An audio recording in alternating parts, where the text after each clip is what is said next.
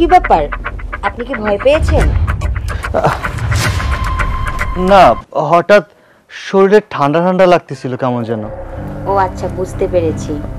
আমি আপনার উপরে শোয়া ছিলাম তো, আমার হাত লেগেছে, তাই মনে হয় আপনার ঠান্ডা লেগেছে। আমার কেন যেন মনে হচ্ছিল আমার গায়ের উপর থেকে একটা সাপ যাচ্ছিল। আহা, এখানে সাপ আসবে কোথা থেকে? এখানে তো আমিই ছিলাম, তাছাড়া সাপ আসলে তো আমি দেখতাম, তাই না? হ্যাঁ, তাও তো ঠিক, হয়তো ঘুমিয়ে পড়েছিলাম তো, স্বপ্ন দেখছিলাম। তাই হবে হয়তো। আচ্ছা, কটা যেন বাজে, নামাজের সময় হয়ে গেছে, আমি মসজিদে যাই। আচ্ছা ঠিক আছে, তবে নামাজ শেষ করে আমার জন্য কিছু আচার নিয়ে আসেন, আর কিছু বাজার সাজারও নিয়ে আসেন, রান্না করতে হবে। আচার? আচার কেন? না এমনি, আমার খেতে ইচ্ছা করলো তাই। আচ্ছা ঠিক আছে, তাহলে আমি যাই। আচ্ছা ঠিক আছে।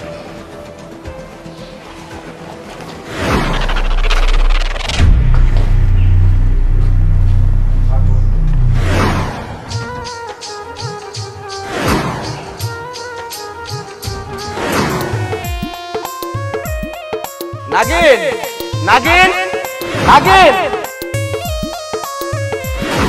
নাগিন, কোথায় তুমি? নাগিন, নাগিন, নাগিন, কোথায় গেল? আমি কোথাও খুঁজে পাইতেছি না। নাগিন, বোমা, বোমা, এই নাহিদ, নাহিদ, আরে উড়স না কি লিগা? আরে দিন তো পার হয়ে যাইতেছে, সকালে নাস্তা বানাইতে হইব, খাইতে হইব, কত কিছু করতে হইব, ঘরে কাম কাজ পড়ে রইছে। এই বোমা, আরে ওড়ো, এই এত বেলা পর্যন্ত শুয়ে থাকলে হইব কি রে? হ্যাঁ, তুমি কি শুরু করছো? কি হয়েছে? কি শুরু করলাম আবার? আরে সকাল থেকে এখনো কিচ্ছু খাই নাই, অনেক ক্ষুধা লাগছে, নাস্তা দাও না কে? আরে আমি নাস্তা দিব কই থেকে? আমার কাছে কি জিনিসপত্র আছে? সব কিছু তোর বাইরের ঘরে, ওইখান থেকে আনুন, তারপর তো নাস্তা বানাই দিব। আরে কি কইতাছো, সকাল থেকে কিচ্ছু খাই নাই, হ্যাঁ তাই বলে কি নাস্তা খাবো না? ভাবি ঘুমাইতেছে, ঘুমাক, তুমি নাস্তা বানাই দেও। আরে বাবা, তুই কি মাথা খারাপ হয়ে গেছে গা? হ্যাঁ আচ্ছা, নাস্তা বানামো, জিনিসপত্র আনুন, তারপরে তো। আর এরা সারাদিনই ঘুমাই থাকে, সারা রাত ঘুমায়, সারাদিনও ঘুমায়। এরকম মানুষ তো আমার জীবন বোধই নেই। কা আমরাও তো এই বাড়িতে বউ হয়ে আইছিলাম, কিন্তু আমরা তো এরকম ঘুমাই নেই। তুই ভাবিরে ডাক দেও, বাইরে ডাক দেও। আরে আমি ডাকতে ডাকতে তো অস্থির হয়ে গেছি গা। এক কাম কর, তুই যাই এটা কেলো গা। কি কইতাছো? আমি যাবো? না না না, আমি যাইতে পারো না, নতুন ভাবি তো, আমার সামনে গেলে একটু শরম শরম লাগে। ওরে আমার শরম শরম করে, কি শরম তোর? তুই ছোট মানুষ, তুই যাবি, তুই তো ছোট। আচ্ছা ঠিক আছে।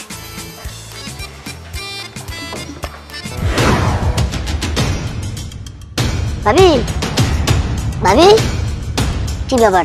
এটা তো ভাবি নাই।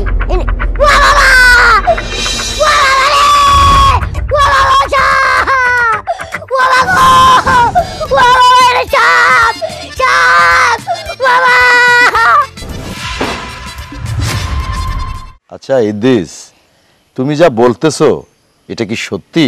সভাপতি সাহেব, আমি কেন আপনার সাথে মিথ্যা কথা বলবো? আমি আসলে বিষয়টা নিজের চোখেই দেখেছি, তাই আপনাকে বলছি। ছি ছি ছি ছি ছি, একজন মসজিদের ইমাম তার বউ যদি পরক্রিয়া করে, তাহলে সেই ইমামকে দিয়ে তো আমার মসজিদে নামাজ পড়ানো ঠিক হবে না। শোনো ইদ্রিস, এই কথা যদি মিথ্যে হয় তাহলে কিন্তু আমি সবার কাছে ছোট হয়ে যাব। না না না, আমি মিথ্যা কথা কি? আপনি তো আমাকে ভালোভাবে চিনেন, আমি তো কোনোদিন আপনার সাথে মিথ্যা কথা বলি নাই। আর আমার দরকার কি? আমি তো এমন না যে আমি একজন হুজুর মানুষ, ওই ইমামের চাকরি বাদ দিয়ে আমি চাকরি করব, এমন তো না। আচ্ছা ঠিক আছে। আসসালামু আলাইকুম। ওয়ালাইকুম আসসালাম। ইমাম সাহেব, আগে আপনার ঘর সামলান, তারপরে আপনি মসজিদে আসবেন মুসল্লিদের নামাজ পড়াবেন। সভাপতি সাহেব, আপনি আমাকে কি বলছেন? আমি আপনার কথার আগামাথা কিছুই বুঝতে পারতেছি না, একটু ক্লিয়ার করে বলবেন কি প্লিজ? আপনি এখনো বুঝতে পারতেছেন না? আপনার বউ পরক্রিয়া করে। ছি ছি ছি ছি, এই কথা আমার মুখ দিয়ে বের হয়েছে না, আমার কাছে খারাপ লাগতেছে। আপনি একজন মসজিদের ইমাম, আর আপনি ঘর সামলাতে পারেন না, তাহলে আপনি মুসল্লিদের কি দিনের পথে আনবেন? হ্যাঁ সভাপতি সাহেব, আমি আপনাকে সম্মান করি, কারণ আপনি আমার পিতৃতুল্য। আপনি আমার পিতৃতুল্য মানুষ হয়ে আমার সাথে এরকম একটা কথা বললেন, বা আমার পরিবার সম্পর্কে এমন কোনো কথা বলবেন, সেটা আমি কখনো আশা করি। আপনি যেটা জানেন না সেটা নিয়ে আপনি কথা বলতে পারেন না। সভাপতি সাহেব জানে না ঠিক আছে, কিন্তু বিষয়টা তো আমি জানি। আমি নিজের চোখেই দেখছি পাহাড়তলি গ্রামের আজাদের সাথে আপনার বউয়ের খারাপ একটা ব্যাপার স্যাপার। ইদ্রিস, তুমি চুপ করো। তুমি সত্যি বলছো না মিথ্যে বলছো আমি জানি না, তবে একটা কথা বলি, আমার স্ত্রী যথেষ্ট পরেশগার। সে ঘর থেকে বের হয় না, আর সে কিনা যাবে পাহাড়তলি গ্রামে সেই আজাদের সাথে কথা বলার জন্য। ইমাম সাহেব একটা কথা মনে রাখবেন, যাহা রটে তাহা কিন্তু কিছু বটে, এক হাতে কিন্তু কখনো তালি বাজে না। আপনার স্ত্রী যদি এই ধরনের অন্যায় নাই করে থাকবে তাহলে এই ধরনের কথা সমাজে উঠতো না। আমার তো মনে হয় সভাপতি সাহেব এগুলি হুজুর জানে, জানা সত্ত্বেও নিজের স্ত্রীকে হয়তো ফসরে দিচ্ছে এভাবে এইসব আকাম কুকাম করার জন্য। ছি ছি ছি, আস্তাগফিরুল্লাহ আস্তাগফিরুল্লাহ। এসব কি বলছেন আপনারা? আপনারা আমার চরিত্র নিয়ে কথা বলতেছেন। আপনারা ভুলে গেছেন যে আমি এই মসজিদের ইমাম। হ্যাঁ, আমারও সেই জায়গায় কথা। আপনি একজন মসজিদের ইমাম, আপনার পিছনে শত শত মুসল্লি নামাজ পড়ে, আপনি দিনের দাওয়াত দেন, আপনি খারাপকে ভালো করেন। আর আপনার ঘরে যদি এরকম হয় তাহলে আমরা আপনার কাছ থেকে কি শিখবো, কি আশা করতে পারি? আমি জানি না আপনাদের কথাগুলো কতটুকু সত্য, তবে হ্যাঁ, যদি সত্যি হয়ে থাকে আপনারা যা বিচার করবেন আমি তাই মেনে নেব, আর যদি সত্যি না হয়ে থাকে এর প্রতিফলন ভালো হবে না। ইমাম সাহেব, সত্য মিথ্যার বিচার আপনি এখনো করতে পারেন না, বা আপনি সেটা শিখেননি, আপনি সেটা জানেন না। আমি মসজিদের সভাপতি, আমি এই বয়সে অনেক বিচার করেছি, ভালো মন্দ আমি সব জানি। অতএব আপনি একজন পরকীয়া স্ত্রীর স্বামী, অতএব আপনাকে আমি আর মসজিদে রাখতে পারতেছি না, কারণ আমি এই মসজিদের সভাপতি। আমার অনেক কৈফিয়ত দিতে হবে মুসল্লিদের কাছে। মেহেরবানি করে আপনি আমার মসজিদ থেকে চলে যান। ঠিক আছে, আপনি মসজিদের সভাপতি, এরকম সিদ্ধান্ত আপনি নিতেই পারেন। তবে হ্যাঁ, যদি আমি অপরাধ করে থাকি আমি ন্যায্য শাস্তি পাবো, আর যদি অপরাধ না করে থাকি আপনাদের বিচার উপরওয়ালাই করবেন। আসি, আসসালামু আলাইকুম। ওয়ালাইকুম আসসালাম রাহমাতুল্লাহ। সভাপতি সাহেব, হ্যাঁ, আপনি একেবারে ঠিক সিদ্ধান্ত নিয়েছেন। আমার মনে হয় উনি যদি আমাদের মসজিদে ইমাম হিসাবে থাকতো তাহলে আমাদের মসজিদ কলঙ্কিত হতো। ইদ্রিস, আমি কিন্তু তোমার কথা বিশ্বাস করেছি। এখন ইমাম যেভাবে চ্যালেঞ্জ করলো, যদি এই ঘটনা মিথ্যে হয় তাহলে কিন্তু আমি সবার কাছে ছোট হয়ে যাব। না না, আপনি আমার উপর ভরসা রাখেন। ঠিক আছে, আল্লাহ ভরসা। ঠিক আছে, আল্লাহ। বাবারে বাবারে বাবা বাবা সাপ সাপ সাপ আরে কি সাপ? আরে এনে না তো পুরো নেই বাবির ঘরে। হ্যাঁ, বাবির ঘর থেকে সাপ আইব কই থেকে? ওর একটা ময়লা নাই, কি শুনে একটা ছিদ্রপন্ত ওরাই। হ্যাঁ, কি কও? আমি বাবির ঘরে বাবির বিছানায় ইয়া বড় একটা সাপ দেখছি। সাপটা আমারে কামড় দিতে চাইছিল, আমি দৌড়ে পলাইছি। শোন, তুই শুধু একটা ফাঁকিবাজ, বুঝছো? তোর বাপ এরকম ছিল। তোর বাপের যদি আমি কোনো কামে পাঠাইতাম সেম তোর মতনই করতো, মানে আইসাই একটা অজুহাত ধরতো যে এটা হয় নাই বা এই সমস্যা ওই সমস্যা। আমি সত্যি কথা কইতাছি, এই বাবির ঘরে সাপ আছে। সাপটা দেখেই তো আমি পলাই গেলাম। তুমি ঘরে গেলেই দেখতে পারবে এই সাপ। শোন, তোর এইসব ফালতু কথা শোনার সময় আমার নাই। তোর ভাবি আর ইয়া কই, তোর ভাই কই? ভাবি আর ভাই তো ঘরে নাই, খালি ওই সাপটাই দেখছি। ওই সাপটা যে কেমনে ফোনা তুলে আসছিল, জীবনের প্রথম সাপ দেখছি তো খুব ভয় পাইছি। সাপ কি রকমই হয়? সাপ আমার কেরকম হয়? সাপ তো সাপই হয়। আচ্ছা চল, বিয়ে দেখি আমি। চল চলেস না, চল। হিজাবটা এখানে এলোমেলো হয়ে পড়ে আছে, অথচ যখন নামাজ পড়তে যাই তখন হিজাব খুঁজেই পাই না। এই কই? আজকাল হিজাবেরও পা হইছে। এই, ওই যে দেখো কত বড় সাপ। কি সাপ? সাপ সাপ কই কই কই সাপ? বৌমা, ছোটন কইলো যে তোমার বিছনায় বলে সাপ দেখছে। সাপ? সাপ কই? কই সাপ? কই সাপ? ওই কই হাসাই তো। তোর কই সাপ? কই তোর ভাবি? মা, এই যে এনে এনে আছিল সাপটা। সাপটা চোখ বড় বড় করে আমার দিকে তাকিয়ে আছিল, মনে হয়েছে কি আমারে খেয়ে ফেলাইবো। একবারে মনে করি ইয়া বড় সাপ। আমি তো দেখা খুব ভয় পাইছি। ওরে বাবা, আমি তো সাপ দেখলাম না, সাপই তো নাই। মা, আমার মনে হচ্ছে কি ঘরটা অন্ধকার ছিল তো, তাই ছোটন এসে হয়তো অন্ধকারে কিছু দেখছে, তাই মনে করছে এটা সাপ। যদি ঘরে সাপ থাকতো তাহলে তো আমিই দেখতাম। তাছাড়া আমি ছোটবেলা থেকে সাপে যে ভয় পাই, আমি দেখতাম না বলেন? হ্যাঁ, ঠিকই কইছো। এই ছোটন, কই সাপ দেখছো? তুই কি ভুলভাল কিছু দেখছো? এই জন্য তোর কাছে মনে হয়েছে সাপ। মা আমি তো এনেই সাপটা দেখছিলাম, একটা ঠিক ভাবি যেমনি বসে আছে সাপটাও ওইভাবে বসে আছিল। ভাবি যেরকম সুন্দর সাপটাও দেখতে এরকম সুন্দর। আল্লাহ, সাপের চোখ আর ভাবির চোখ সে নিয়ে কি, আমার মনে হয় ভাবি মনে সাপ। আমি আমি সাপ কই? আম্মা হ্যাঁ? আমা ভালো করে দেখেন তো, আমি কি সাপ নাকি মানুষ? আমি মানুষ আছি না? হ বাবা, তুমি তো মানুষই আছো, কই সাপ? এই তুই ঘুমের থেকে উঠাইছ, এলিগে তোর কাছে মনে হয়েছে সাপ, আবার পেটের মধ্যে আবার খিদা, এইটার কারণে তোর মাথা গেছে উল্টাইয়া, বুঝছো বাবা? হ মা, এটাই ঠিক হইব। আমি তো ভয়ই পেয়ে গেছিলাম, আমি আবার হুট করে মানুষ থেকে সাপ হইলাম কেমনে? ওমারে বোমা, এত বেলা পর্যন্ত ঘুমাই থাকলে হইব? এই নাহিদ কই নাহিদ? মা, আপনার ছেলে তো অনেকক্ষণ আগে বাড়ি থেকে বের হয়ে গেছে।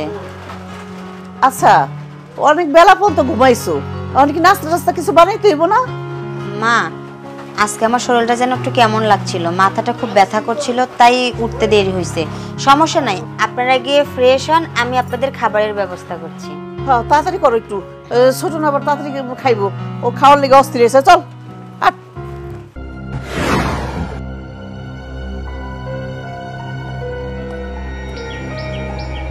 আমি জানি এই পৃথিবীর মধ্যে আমার নাগিনের যদি কোনো শত্রু থাইকা থাকে ওইটা একমাত্র তুই।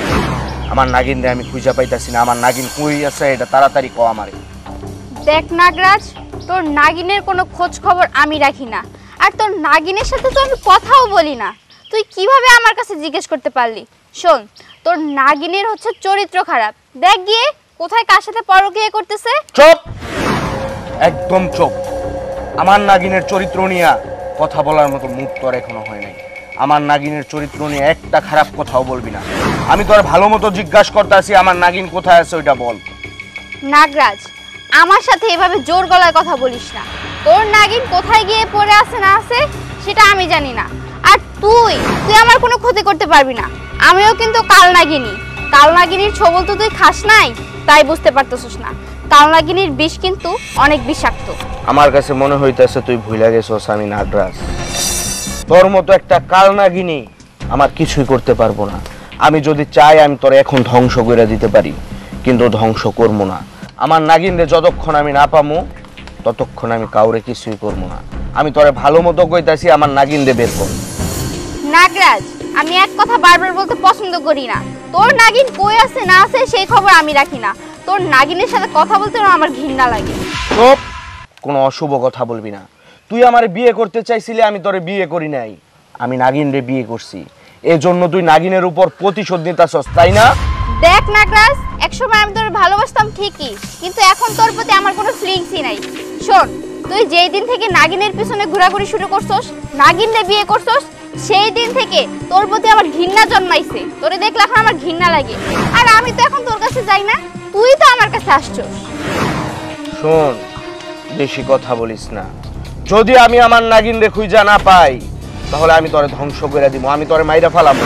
তুই শুধু মারার ক্ষমতা রাখিস না, আমিও কিন্তু কাল নাগিনী, আমিও কিন্তু তোরে মারার ক্ষমতা রাখি। তুই মনে হয় ভুলে গেছস আমি হইতাছি এই জঙ্গলের নাগরাজ। আমি চাইলে সব সম্ভব। আমি চাইলে এখন তোরে ধ্বংস করে দিতে পারি। আমি যদি আমার নাগিনরে খুঁজা না পাই তখন বুঝবি কত ধানে কত চাইল আর আমার কত ক্ষমতা।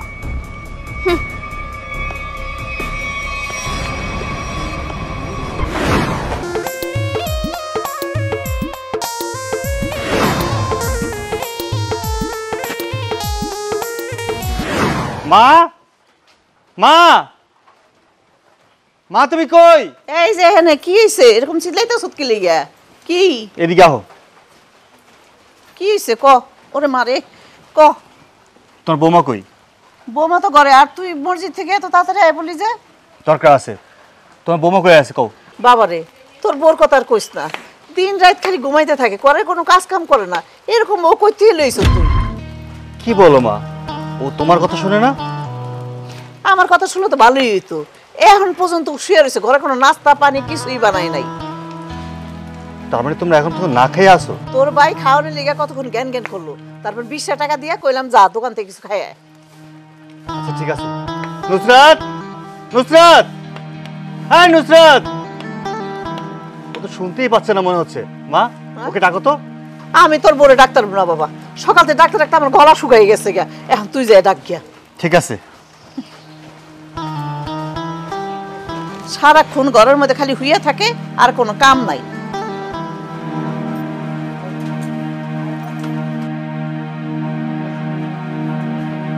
কি ব্যাপার, ওইদিকে এত চিল্লাচিল্লি করে তোমার ডাকছিলাম আর তুমি এখানে বসে বসে লিপস্টিক দিচ্ছ? দেখতেই তো পাচ্ছেন লিপস্টিক দিচ্ছি, জিজ্ঞাসা করার কি আছে? সে কখন থেকে চিল্লাচিল্লি করে ডাকছি, শুনতে পাওনি? শুনেছি। শুনেও বসে আছো, একবারও বাইরে গেলে না? কেউ ডাকলেই আর সেটা শুনলেই যে সঙ্গে সঙ্গে যেতে হবে এমন তো কোনো কথা নেই। তার মানে এটাই তোমার আসল রূপ? আসল রূপ মানে? আসল রূপ মানে বুঝতে পারছো না?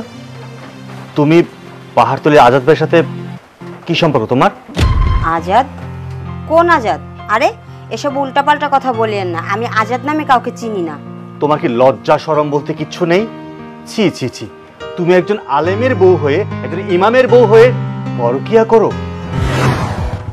শোনেন, আমি কোনো পরকিয়া টরকিয়া কিচ্ছু করি না, আপনি শুধু শুধু আমার নামে মিথ্যা অপবাদ দিচ্ছেন। মুখে মুখে তর্ক করো না, বেয়াদব একটা। আরে আপনি গলাবাজি করে কথা বলছেন কেন? আপনার সমস্যা কোথায়? হ্যাঁ, সমস্যা আমার না, সমস্যা তোমার। তোমারই অপকর্মের জন্য আমার চাকরি চলে গেছে। আপনার চাকরি সত্যি সত্যি চলে গেছে? হ্যাঁ। আমি তো এটাই চেয়েছিলাম। মানে তুমি চেয়েছিলে যে আমার চাকরি চলে যাক? আমি তো চেয়েছিলাম আপনার চাকরিটা যেন চলে যায়। কেন? এখন তোর যাওয়ার পালা, তুই রেডি হ। আমি যাব মানে? আমি কোথায় যাব? তুই জাহান্নামের ওই পারে চলে যাবি। তুমি সব কি বলছো? শুধু বলছি না, এখন তোকে করে দেখাবো। সাপ সাপ সাপ সাপ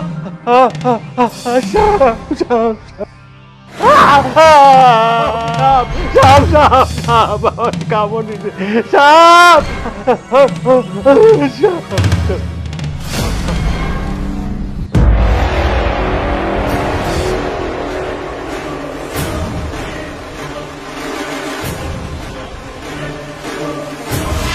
এই কাল নাগিনী দাঁড়া, আমি কিন্তু আমার নাগিনরে খুঁজে পাইতাছি না। আমার নাগিনরে আমার কাছে ফিরাই দে। আরে কিভাবে কিডন্যাপ করছস না করছস আমি তোর কাছে কোনো কিছু জিজ্ঞাসা করবো না, তুই শুধু একটা বার আমার নাগিনরে আমার কাছে ফিরাই দে, আমি তোর মাফ করে দিব। নাগরাজ, আমি সত্যিই বলতেছি তোর নাগিনের খোঁজ খবর আমি কিচ্ছুই জানি না। আর তোর সাথে তো আমার কোনো শত্রুতা নাই যে তোর নাগিনরে আমি লুকায় রাখবো কিংবা তার কোনো ক্ষতি করবো। আমি বুঝতে পারছি তুই আমার কাছে স্বীকার করবি না, আর আমি জানি তুই কেন আমার সাথে শত্রুতা করতেছস। ওই যে আমার বিয়ে করতে চাইছিলি, আমি তোরে বিয়ে করি নাই, এজন্য আমার উপর প্রতিশোধ নিতেছস। আমি তোরে আগেও বলছি, আবারও বলতেছি, বারবার বলতেছি, আমার নাগিনরে আমার কাছে ফিরিয়ে দে, না হলে কিন্তু এর পরিণাম খুব খারাপ হইব। নাগরাজ, তুই বিশ্বাস কর, আমি সত্যিই বলতেছি তোর নাগিন কই আছে না আছে আমি এই বিষয়ে কিচ্ছু জানি না। তুই চাইলে আমার মাইরা ফেলতে পারোস, কিন্তু আমার মাইরা তোর কোনো লাভই নেই, কারণ তোর নাগিন কই আছে না আছে আমি সত্যিই জানি না। শোন কাল নাগিন, আমি আমার নাগিনরে খুঁজে পাইতেছি না। আমি আমার নাগিনের সাথে অনেক দিন যাবত কথা বলি না, ওকে ছাড়া আমি থাকতে পারি না। আমি যদি ওরে না পাই তাইলে আমি মইরা যাব, আর আমি যদি মরি, মরার আগে আমি এই পুরো পৃথিবীরে ধ্বংস করে দিব, এই পৃথিবীর সব মানুষ মাইরা ফেলামু। নাগরাজ, তুই শুধু শুধু আমার উপর রাগ করতেছস। আমার উপর রাগ করে পুরো পৃথিবী কেন ধ্বংস করবি? নাগরাজ, আমি কিন্তু সত্যিই জানি না। তুই যদি চাস আমি তোর সাথে তোর নাগিনীরে খুঁজে দেওয়ার চেষ্টা করতে পারি। আল্লাহ রে, কি হইল রে আমার সর্বনাশ, কে এত বড় সর্বনাশ। ভাবি সাহেব কান্নাকাটি করেন না, আল্লাহকে ডাকেন, আল্লাহকে ডাকেন।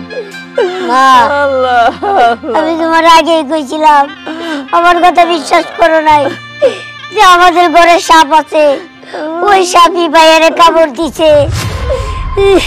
সাপ আমারও কামড় দিতে চাইছিল, একটু এর জন্য কামড় দিতে পারে নাই। আজকে আমার ভাই মরে গেছে। তোরে দিতে পারেনি দেখে ওরে দিছে, বুঝছো? তা আমি তো বুঝতে পারি নাই বাবা, এত বড় সর্বনাশ হয়ে যাইব গো। আচ্ছা ভাবি সাহেবা, ইমাম সাহেবের স্ত্রী কোথায়? তারে তো দেখতেছি না। তারে তো অনেকক্ষণ ধরেই দেখি না, কই গেছে কিছুই কইতে পারি না। এদিকে তোমার পোলা লাশ হয়ে ঘরে ফিরছে গো। সাহেব আমি বলছিলাম না আপনাকে ওই পাহাড়তলি গ্রামের আজাদের সাথে ওনার একটা সম্পর্ক আছে। আমার মনে হইতাছে কি ওই আজাদের সাথে ইমাম সাহেবের বউ পালিয়ে গেছে। কি বলেন? হ্যাঁ, এত কিছু হয়ে গেছে, আমি তো কিছুই কইতে পারি না। তলে তলে এত কিছু। ভাবি সাহেবা, ওই যে একটা কথাই আছে, সংসারের বউ যদি কোনো পাপ কাজ করে তাহলে সেই পাপের প্রায়শ্চিত্ত করতে হয় তার স্বামীর। আপনার ছেলের অবস্থা তাই হয়েছে। আমার পোলা তো কোনো পাপই না। এই যে ওজা চলে আসছে। ও যা বাবা, বাবা আমার পোলারে সাপে কাটছে, একটু দেন না বাবা, একটু দয়া করে দেন। সর্বনাশ, এটা তো বিষাক্ত সাপ। বিষাক্ত সাপ? কি বিষাক্ত সাপ? নাগিন, নাগিন। ওয়াল্লাহ, নাগিন? আচ্ছা এই ওজা, তুমি কি কইতেছো? হ্যাঁ, আমাকে ওই জায়গায় নাগিন কেন আইবো? এইটা আপনি কি কন? আমরা যেমন পৃথিবীর বাসিন্দা, এইসব সাপ বিচ্ছু তারাও তো পৃথিবীর বাসিন্দা। আর এটা হইলো নাগিন, নাগিন, ইচ্ছাধারী নাগিন। ইচ্ছাধারী নাগিন? হ্যাঁ, ওই যে আমরা গল্পে শুনছি মানুষ হইতে পারে আবার সাপ হইতে পারে, সেইটা? সেইটা। আল্লাহ, এখন এখন কি ওনার সুস্থ করা যাবে না? বাবা, বাবা দয়া করে আমার পোলাটারে বাঁচাও, আমার পোলাটারে বাঁচাও, দয়া করে। আপনারা যখন এত করে কইতাছেন, আমি চেষ্টা করে দেখতে পারি। বাঁচানোর মালিক উপরওয়ালা। তবে এই সাপ আনা কিন্তু খুব কঠিন।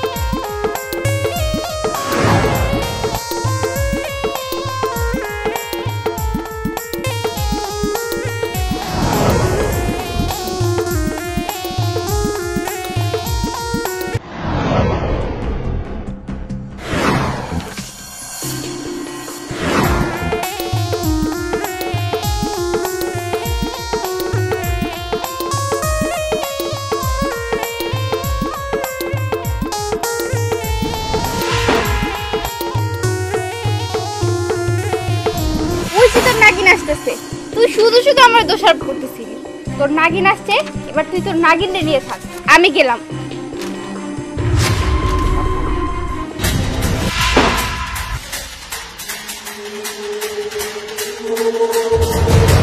নাগিন, কোথায় গিয়েছিলে তুমি? আমি তোমাকে সব জায়গায় তন্ন তন্ন করে খুঁজে কোথাও পাইনি। বন, জঙ্গল, পুকুর, নদী সব জায়গায় তোমাকে খুঁজেছি, তোমাকে পাইনি। কি তোমাকে কেউ ধরে নিয়ে গিয়েছিল, নাকি কেউ তোমাকে জোর করে আটকে রেখেছিল? যদি কেউ এমনটা করে থাকে তুমি আমাকে একবার বলো, আমি তার বংশ নির্বংশ করে দিব।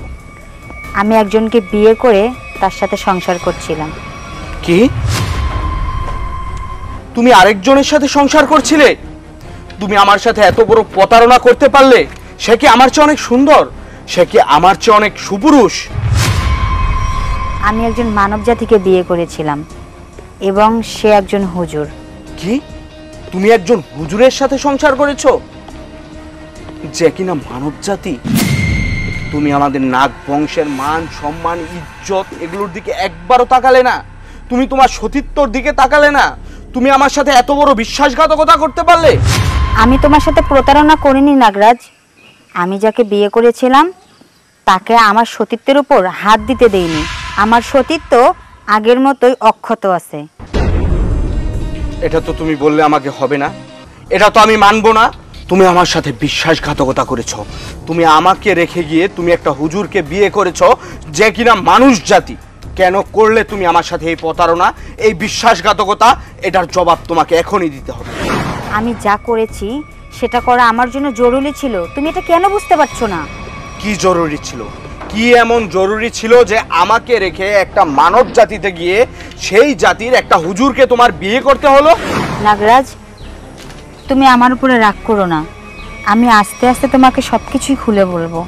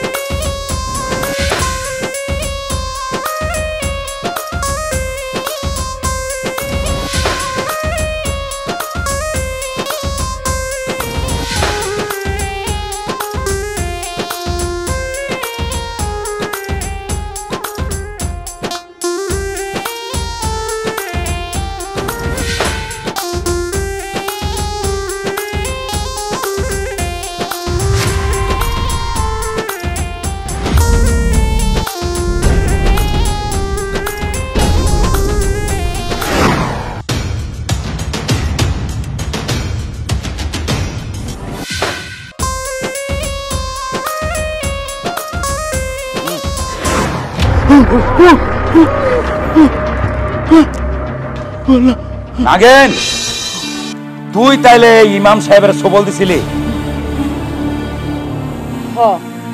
আমি ওকে হত্যা করেছি। মা, ওই তো আমাদের ভাবি। আরে হয়, এই তো ইমামের বউ। ইমামের বউ? আরে হ্যাঁ। আচ্ছা, তুই তাহলে মানুষের রূপ নিয়ে এই ইমাম সাহেবকে বিয়ে করেছিলি? হ্যাঁ, করেছিলাম। তাহলে তাকে মারলি কেন? ওকে তো আমি মারিনি, আমি একটা খুনিকে মেরেছি। ওকে ওর পাপের শাস্তি দিয়েছি। কেন? কি পাপের শাস্তি? জানেন, আমার একটা আদরের ছোট ভাই ছিল। আমি ওকে ছাড়া কিচ্ছু বুঝতাম না, জানেন। ও আমাকে ছাড়া কিছু বুঝতো না। ওকে আমি এই 2 হাতে লালন পালন করেছি, আমার বুকে রেখেছি। এই হুজুর একদিন কি করেছে জানেন? আমার ওই আদরের ছোট ভাইটাকে মসজিদ থেকে আসার সময় বাড়ি মেরে মেরে ফেলেছে। আমাকে আমার ভাই হারা করেছে। ভাই হারার যন্ত্রণা কি আপনারা জানেন? জানেন না তো? আমি জানি, কারণ আমার ভাই হারাইছে আর এই খুনি আমার ভাইকে খুন করেছে। তাই সেদিন আমি আমার ভাইকে ছুঁয়ে প্রতিজ্ঞা করেছিলাম, আমার ভাইকে যে খুন করেছে তাকেও আমি নির্মমভাবে খুন করব। তাই আমি মানুষ রূপে ওকে বিয়ে করেছি, তারপর ওকে হত্যা করেছি। তাই বলে তুই একটা জলজ্যান্ত মানুষকে মেরে ফেলবি? ও যে আমার ভাইকে মারলো, আমার ভাইকে যখন মেরেছে তখন আমার কষ্ট হয়নি? আহা, সে তো আর জানতো না যে সে একটা ইচ্ছাধারী নাগিনীর ভাই। পথে হয়তো কোনো বিপদ হবে ভেবে সে সাপটাকে মেরে ফেলেছে। তাই বলে কি তুই একটা জলজ্যান্ত মানুষকে মেরে ফেলবি? হ্যাঁ, মেরে ফেলবো, কারণ আমার শরীরে প্রতিশোধের আগুন ছিল। তাই ওকে খুন করে আমি প্রতিশোধের আগুন নিভাইছি। শোনো মা, তুমি সাপ হও আর যেই হও, তোমার ভাইকে ইমাম মারছে, তার কারণ হলো হয়তো এই ইমাম তোমার ভাইরে দেখে ভয়ে আতঙ্কে মেরে ফেলেছে। তোমার ভাইকে তো আর এখন ফিরিয়ে আনতে পারবা না। আর আমরা হচ্ছি স্রষ্টার শ্রেষ্ঠ জীব, মানুষ। এখন তুমি যদি মানুষকে হত্যা করো তাহলে কিন্তু আল্লাহর কাছে তোমার অনেক কৈফিয়ত দিতে হবে। মা, আমি তোমার কাছে অনুরোধ করি, ইমাম সাহেবের বিষটা তুমি নিয়ে নাও। মা গো, ও মা, আমার পোলাটা ভুল করে ফেলাইছে, তুমি ওরে মাফ করে দাও মা। আর তুমি তো আমার বউ হয়ে আমার বাড়িতে কয়দিন ছিলা, আমগুলো একটু মায়া লাগে না তোমার? তুমি আমার পোলাটারে মাফ করে দাও। আমি তো মা হয়ে আমি এইরকম সন্তান আমার চোখের সামনে শেষ হয়ে যাও কিনা আমি চাই না মা। অন্যায় হয়ে গেছে, ভুল হয়ে গেছে, আমি মা হয়ে তোমার কাছে ক্ষমা চাইতেছি মা, তুমি মাফ করে দাও আমার পোলাটারে, মাফ করে দাও। নাগিন, ওরা মানব জাতি, ওরা সৃষ্টির সেরা জীব, আশরাফুল মাখলুকাত। ওরা মানব জাতি হয়ে যেহেতু আমাদের কাছে ক্ষমা চাচ্ছে, আর হুজুর তো জানতো না ওটা যে তোমার ভাই ছিল, আর তুমি চাইলেও তোমার ভাই ফিরে আসবে না। তাই আমি বলছি তুমি ওনাকে মাফ করে দাও আর ওনার বিষটা তুলে নাও। আচ্ছা ঠিক আছে, আমি আপনাদের সবার কথার জন্য ওকে মাফ করে দিলাম, আর আমি ওর বিষ তুলে নিচ্ছি। তবে সাবধান, আপনাদের পরিবারের কেউ কখনো সাপকে অত্যাচার করবেন না, কোনো সাপ মারবেন না।